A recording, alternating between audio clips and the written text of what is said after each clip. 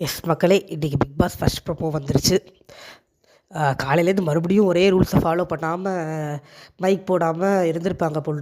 Big pass ஒரேடியாக tension ஆகி போய் வீட்டில் எல்லோரும் பயங்கர இன்டிசிப்ளினாக இருக்கீங்க. இந்த சீசன் ஃபேமஸாக இருக்கிறதே இன்டிசிப்ளினரி ஆக்டுக்கு தான் ஃபேமஸாக இருக்குது.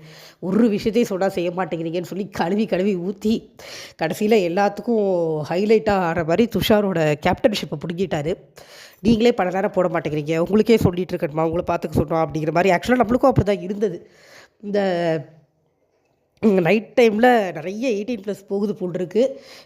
எனக்கு நேற்று தான் சில வீடியோஸ் பார்க்கும்போது தெரிஞ்சது. கட்ராவி பப்ளிக் ஷோவில் இருக்கோன்னு தெரியாமல் இவ்வளோ அசிங்கமாக பிஹேவ் பண்ணிருக்காங்க. இதில் துஷாரும் ஒரு ஆள் வீட்டு கேப்டனாக ஒழுங்காக பொறுப்பாக இல்லாமல் அவரும் மைக்கை கழட்டி வச்சுட்டு ரொமான்ஸ் பண்ணுறேன்ற பேரில் கன்றாவே பிஹேவ் பண்ணிருக்காங்க எல்லோரும்.